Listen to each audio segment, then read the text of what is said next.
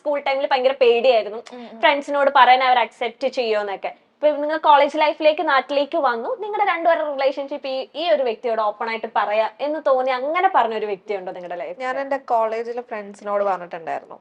ഒരുപാട് എല്ലാവരും മൂന്നാല് പേര്, ഒരാളോടെ ഞാൻ കൂടുതൽ പറഞ്ഞത്. അപ്പൊ ബാക്കി ഒരാളും കൂടെ ഞാൻ പറഞ്ഞു. അപ്പൊ അവളും ഓക്കെ ആയിരിക്കും എന്നുള്ളതിൽ പറഞ്ഞു. അപ്പൊ അത് ആക്സെപ്റ്റ് ചെയ്തപ്പോ എനിക്ക് ഭയങ്കര സന്തോഷം. ഇവളോടൊക്കെ സംസാരിക്കുമായിരുന്നു അവരൊക്കെ. അവർ ഫസ്റ്റ് വന്നപ്പോ അവരുടെ എക്സ്പ്രഷൻ എന്ത് അഡ്വൈസ് അല്ലെങ്കിൽ എന്താ അവർക്ക് കോളേജിൽ പോകുമ്പോ ആ ടൈമില് വേറെ കുട്ടിയുടെ ഫോൺ വാങ്ങി ഞാൻ ഇവളൊരു 10 മിനിറ്റ് രാവിലെ ഇവളവിടെ നിന്ന് കോളേജിൽ ഇറങ്ങുന്ന ഒരു സമയം കറക്റ്റ് ആണെങ്കിൽ ഇവള് എടുക്കും. അപ്പൊ അങ്ങനെ ഒന്ന് ട്രൈ ചെയ്ത് അങ്ങനെ വിളിക്കലുണ്ട്. അപ്പൊ എപ്പോഴും അവരുടെ ഫോൺ കൊണ്ടുവരുമ്പോഴാണ് നൂറനെ വിളിക്കുന്നത്. അപ്പൊ അവർക്ക് ഒരു ഡൗട്ട് ഉണ്ട്. അപ്പൊ അവരത് പ്രതീക്ഷിച്ചതാണ്. പറഞ്ഞപ്പോ അവർക്ക് കൺഫേം ആയി. ഡൗട്ട് ഉണ്ടായിരുന്നു. ഇപ്പോഴും ആ ഫ്രണ്ട്സ് ആയിട്ട് കണക്ഷൻ ഉണ്ടോ? കണക്ഷൻ ഉണ്ട്, എപ്പോഴും അല്ല, പക്ഷെ എന്നാലും നമ്മള് കണക്റ്റഡ് ആണ്. എനിക്ക് പറയാന് അങ്ങനെ ആരും ഉണ്ടായിട്ടില്ല, ആരോടും പറഞ്ഞിട്ടില്ല.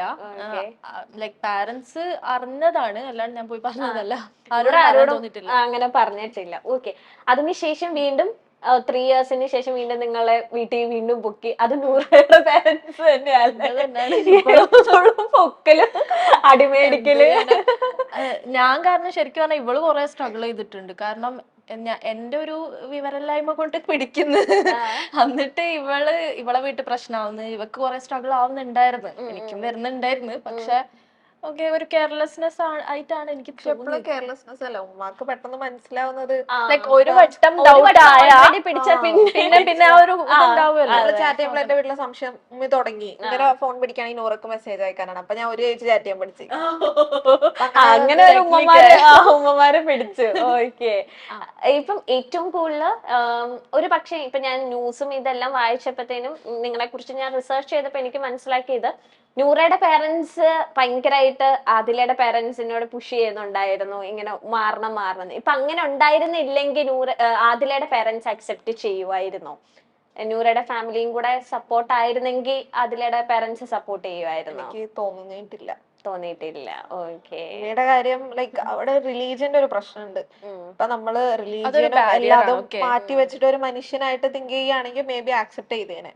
പക്ഷെ എല്ലാവരും ഇവിടത്തെ ഇത് എങ്ങനെയെങ്കിലും ആ ഒരു സെറ്റ് ഓഫ് റൂൾസിലൂടെ ജീവിച്ചിട്ട് വേറെ ജീവിതത്തിലാണല്ലോ, പരലോകത്തെ ജീവിതത്തിലോട്ട് കോൺസെൻട്രേറ്റ് ചെയ്യുന്ന ആൾക്കാരോട് പറഞ്ഞിട്ട് അതൊരു സെറ്റ് ഓഫ് ആൾക്കാരുടെ വിശ്വാസം, അതിലൊന്നും പറയാൻ പറ്റൂല. അത് മാത്രമല്ല ഫാദറും ഭയങ്കര മെയിൽ ഷോനിസ്റ്റ് ഒക്കെ ആയിട്ടുള്ള ഒരാളാണ്. ഇവൻ നമ്മള് പുറത്ത് പഠിച്ചോണ്ട് നാട്ടിലോട്ട് വന്നപ്പോ ഡോക്യുമെന്റ്സിൽ കുറച്ച് പേരൊക്കെ വ്യത്യാസം ഉണ്ടായിരുന്നു. അപ്പൊ ജോലിക്കൊക്കെ ഇതാകണ എനിക്ക് പേരെല്ലാം കറക്റ്റ്, എനിക്ക് ഡോക്യുമെന്റ്സ് ഒക്കെ ഒന്ന് നമ്മൾ ഇറങ്ങുന്നതിന് മുന്നേ ക്ലിയർ ആക്കണമെന്നുണ്ടായിരുന്നു. അപ്പൊ അതിനൊക്കെ വേണ്ടി ഞാൻ ഇങ്ങനെ അക്ഷയയിലൊക്കെ പോകുമ്പോൾ നീ എന്തിനാ അതൊക്കെ പേരൊക്കെ മാറ്റണം, എന്തായാലും കല്യാണം കഴിക്കാൻ പോണേട്, ജോലിക്കൊന്നും പോകില്ല, പിന്നെ എന്തിനാ അങ്ങനെയൊക്കെ ഉള്ളൊരു കല്യാണം എന്നല്ലാതെ വേറെ ഒരു ഇതില്ല മൈൻഡില്. എന്റേത് അതിന്റെ എക്സ്ട്രീം ആയിരുന്നു. എന്നെ കെട്ടിക്കാൻ വെച്ച ഒരു വസ്തു തന്നെയായിരുന്നു. Okay, I was just an object, അങ്ങനെ വേണമെങ്കിൽ പറയാം. ലൈക്ക് ആൾക്കാരെ കൊണ്ടുവരുന്നു, എന്നെ കാണിക്കുന്നത്, ആൾക്കാരെ കൊണ്ടുവരുന്നു കാണിക്കുന്ന ആ ഒരു സെയിം പ്രോസസ് ഇങ്ങനെ നടന്നുകൊണ്ടിരിക്കുകയാണ് 3 ഇയേഴ്സ്. എങ്ങനെയോ ആണ് സ്ട്രഗിൾ ചെയ്ത് പോകുന്നത്. ഒരുപാട് സ്ട്രഗിൾ ഉണ്ടായിരുന്നു ബൈ ദ വേ. ഒരുപാട് ഈ സ്ട്രഗിൾ ചെയ്തതിന്റെ കൂട്ടത്തിൽ ഒരിക്കലും ആ മുറിവ് പോവത്തില്ല. നിങ്ങൾക്ക് ഇനി എത്ര ഹാപ്പിനെസ് നിങ്ങൾ എത്ര അച്ചീവ് ചെയ്താലും ആ മുറിവ് എപ്പോഴും മനസ്സിലുണ്ടാവും. അങ്ങനെ ഒരു മുറിവ് ഉണ്ടോ നിങ്ങളുടെ മനസ്സിൽ? അതെ, ഉണ്ടായിട്ടുണ്ട്. ഇപ്പോ ഞങ്ങളെ റിലേഷൻഷിപ്പിന്റെ മാറ്ററിൽ വെച്ച് പറയുകയാണെങ്കിൽ അങ്ങനത്തെ മുറിവുകൾ ഉണ്ടായിട്ടുണ്ട്. പാരന്റ്സ് തന്നിട്ടുണ്ട്. എന്താ വെച്ചാല് ഞങ്ങള് അത്രയും അവരെ ട്രസ്റ്റ് ചെയ്തിട്ട് ഞങ്ങളൊരു ചാൻസ് കൊടുത്തു. Okay, please try to understand us. ഞങ്ങൾക്ക് എന്താ പറയുക, നിങ്ങൾ പറയുന്ന തൊട്ട് ഞങ്ങൾക്ക് ആവാൻ പറ്റൂല. ഓക്കെ, എനിക്കിപ്പോ ഇവ ഇഷ്ടമാണ്, ഇവക്ക് എന്നെ ഇഷ്ടമാണ്. അതുപോലെ ഒരു തെറാപ്പി തന്നിട്ടോ ഡോക്ടറെ കാണിച്ചിട്ടോ ഒന്നും നേർക്കാക്കാൻ പറ്റുന്ന ഒരു കാര്യമല്ല. That is not something to be done. അപ്പോ ഞങ്ങൾ ട്രസ്റ്റ് ചെയ്തു, ഞങ്ങൾ ഒരു ചാൻസ് കൊടുത്തു. പിന്നെ അവിടെ കൊടുത്തെന്ന് പറയുമ്പോ ആൾക്കാര് തെറ്റിദ്ധരിക്കും, നമ്മളങ്ങനെ മക്കള് ചാൻസ് കൊടുത്ത് അങ്ങനെയല്ല. പാരന്റ്സിനെ ഞങ്ങൾക്ക് വേണം എന്നുള്ളൊരു ഇത് ഉണ്ടെന്ന് പറഞ്ഞു. അതായത് അവരാ വെറുപ്പിച്ച് അങ്ങനെയല്ല, കാര്യങ്ങളൊന്നും ഞങ്ങൾ ഓപ്റ്റ് ചെയ്ത ഒരു ഇതേ അല്ലായിരുന്നു. ഓക്കെ, ഞങ്ങൾ അതൊന്നും ഇല്ലാണ്ട് ഫുള്ളി ഓപ്റ്റ് ചെയ്ത ഓക്കെ, ഞങ്ങള് മുന്നോട്ട് പോവാം, if you understand us.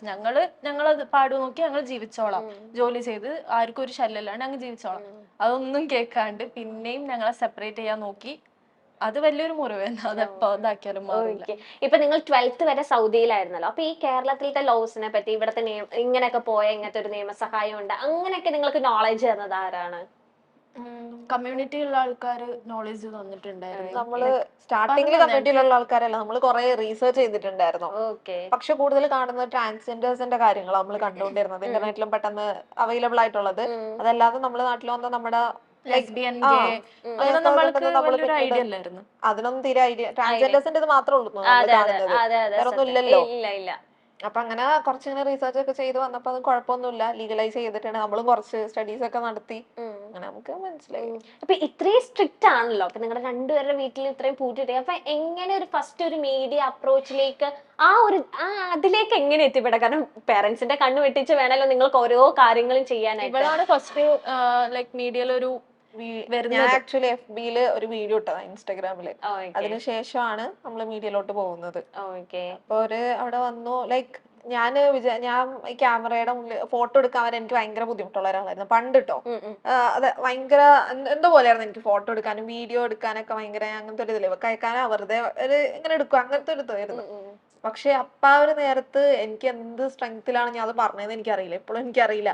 Like ഇത്രത്തോളം അതിന്റെ ഇടയ്ക്ക് ഞാൻ അബ്യൂസ്ഡ് ആയിട്ടുണ്ട് ആ ഒരു ടൈമില്. പിന്നെ ഫാദറിന്റെ അബ്യൂസ് ഉണ്ടായിട്ടുണ്ട്. പിന്നെ വേറെ റിലേറ്റീവ്സ് ഉണ്ട്, എളാപ്പാന്ന് പറയുന്ന ആൾക്കാരുണ്ട്. അവരൊക്കെ മോശമായിട്ട് വാ നിങ്ങൾക്ക് ഹോട്ടലിൽ പോവാ, നിങ്ങൾക്ക് ഞാൻ വേണമെങ്കിൽ നിങ്ങളുടെ ഭർത്താവായിട്ട് നിക്കാന്നുള്ള രീതിക്കൊക്കെ സംസാരിച്ചിട്ടുണ്ട്. ഇവരെ വിചാരം അവര് കൂടെ കിടന്ന എന്തോ മാറും എന്നുള്ളൊരു സംഗതി. ഇതൊക്കെ നമ്മൾ കേട്ടും ഇത്ര അനുഭവിച്ച് വന്ന് നിൽക്കുമ്പോ എന്ത് സ്ട്രെങ്ത്തിലാണ് ഞാൻ പറഞ്ഞത് എനിക്ക് ഇപ്പോഴും അറിയില്ല.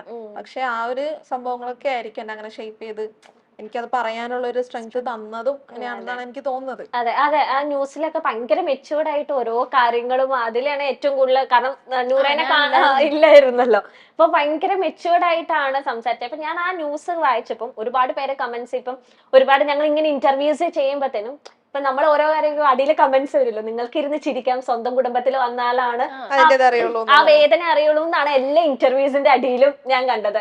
ഇപ്പൊ ഏതൊരു അവതാരിക പറഞ്ഞാലും നിങ്ങൾക്ക് ഇവരെ ഇത് ചെയ്യാം, സ്വന്തം കുടുംബത്തിൽ വന്നിട്ടുണ്ടെങ്കിൽ എന്ത് ചെയ്യും, അപ്പൊ അങ്ങനത്തെ ഒരുപാട് കമന്റ്സ് നിങ്ങളും കണ്ടിട്ടുണ്ടാവൂലേ ഇപ്പൊ ഓരോ ഇന്റർവ്യൂസിന്റെ തന്നെ. അപ്പൊ അങ്ങനെ കമന്റ്സ് ഇടുന്നവരോട് എന്താ പറയാനുള്ളത്? ഇപ്പൊ സ്വന്തം ഇതിൽ വരുന്നത് ഇത് പറയുന്നുണ്ടല്ലോ, ഞങ്ങൾക്ക് വന്നത് ഞങ്ങൾക്കേ അറിയുള്ളൂ, അവർക്ക് എങ്ങനെ ഇരുന്ന് പറയാം. ഇപ്പൊ ഞാനും ഇവളോ ഗോത്രൂ ചെയ്ത് രണ്ടും എൻ്റെ ഡിഫറെന്റ് സാധനമാണ്. ഒരുമിച്ചുള്ളപ്പോൾ അത് ഗോത്രൂ ചെയ്ത് സിമിലാരിറ്റീസ് ഉണ്ട്, പക്ഷെ നമ്മൾ എഫക്ട് ചെയ്യുന്നത് ഡിഫറെന്റ്ലി ആയിരിക്കും. അപ്പൊ അത് ഇങ്ങനെ ആൾക്കാർക്ക് കമന്റ് ചെയ്യാം. That's it. ഇപ്പോഴും ഞങ്ങളെ സം പാർട്സ് ആർ മിസ്സിംഗ്, അങ്ങനെയാണ് പറയുന്നത്. വി ആർ നോട്ട് കംപ്ലീറ്റ് കാരണം ട്രോമ എഫക്റ്റഡ് ആണ്. ലോട്ട് ഓഫ് തിങ്സ് ഞങ്ങൾക്ക് സ്ട്രഗിൾ ആയി വന്നിട്ടുണ്ട്. ഇപ്പോഴും അത് ഞങ്ങളെ എഫക്ട് ചെയ്യാറുണ്ട്. ഓക്കെ, അതും ഞങ്ങളതൊന്നും ഓവർ എക്സ്പ്രസ് ചെയ്യാറൊന്നുമില്ല. യൂട്യൂബിലാണെങ്കിലും എവിടെ ആണെങ്കിലും ഞങ്ങൾ ഓവർ അത് പറഞ്ഞ് കരച്ചില് വീഴ്ചില് അതൊന്നും ഞങ്ങൾക്ക് താല്പര്യമല്ല. ഓക്കെ, കഴിഞ്ഞത് കഴിഞ്ഞു, we just have to move on, അത്രേ ഉള്ളൂ. പിന്നെ ഈ പറയുന്നുണ്ടല്ലോ നിങ്ങളെ വീട്ടിലും ഇങ്ങനത്തെ ആൾക്കാരുണ്ടാവണം, അങ്ങനെ പറയുന്ന ആൾക്കാരുണ്ട്. Okay, let it be. Like ഈ പറയുന്ന ആൾക്കാരെ വീട്ടിലാണെങ്കിലും കമ്മ്യൂണിറ്റിയിലുള്ള ആൾക്കാരുണ്ടെങ്കിൽ ഇവരെന്താക്കും, കൊല്ലുവോ, എന്തെങ്കിലും ചെയ്യാൻ പറ്റുമോ? ഇവരെ മക്കള് ഇവര് കൊല്ലുവോ? കൊല്ലാണ് കൊല്ലട്ടെ, എന്നാ പിന്നെ അതിന്റെ നിയമത്തിന്റെ സ്ട്രഗിൾ ചെയ്യണ്ടല്ലോ, കൊന്നാട് പിന്നെ ഒന്നും അറിയേണ്ട ആവശ്യമില്ലല്ലോ. പിന്നെ അവർക്ക് ആ ഗിൽറ്റ് വെച്ചിട്ട് ജീവിക്കാൻ പറ്റുകയാണെങ്കിൽ ജീവിക്കട്ടെ. പ്രതിസന്ധികൾ തരണം ചെയ്ത് ജീവിതത്തിൽ പ്രണയ സഫലീകരണം നേടിയവരാണ് ആദിലയും നൂറയും. സുഹൃത്ത് നൂറയുമായി പ്രണയത്തിലാണെന്നും ഒരുമിച്ച് ജീവിക്കണമെന്നും കുടുംബാംഗങ്ങളോട് തുറന്നു പറഞ്ഞതോടെയാണ് ആദിലയും നൂറയും പ്രതിബന്ധങ്ങളിലേക്ക് എത്തിപ്പെടുന്നത്. സൗദിയിലെ സ്കൂളിൽ പഠിക്കുമ്പോൾ +1 വെച്ചാണ് ആദില നൂറയെ കണ്ടുമുട്ടുന്നത്. ഇരുവരും തമ്മിലുള്ള സൗഹൃദം വൈകാതെ പ്രണയമായി വളരുകയായിരുന്നു. ഒരുമിക്കണം എന്ന് ചിന്തിച്ചപ്പോഴാണ് വീട്ടുകാർ റെസ്ട്രിക്ഷൻസ് കൊണ്ടുവരുന്നത്. അവർ വേഗം വിവാഹം ചെയ്യിപ്പിക്കാൻ നോക്കി. ഒരിക്കൽ പോലും എന്തുകൊണ്ടാണ് ഞങ്ങൾ ഇങ്ങനെ ചിന്തിച്ചത് എന്നവർ ഒരിക്കലും അന്വേഷിച്ചില്ല. റൂൾ ഇതാണ്, അതുകൊണ്ട് നിങ്ങളും ഇങ്ങനെ ആകണം എന്ന ചിന്ത ഞങ്ങളിലും അടിച്ചേൽപ്പിച്ചു.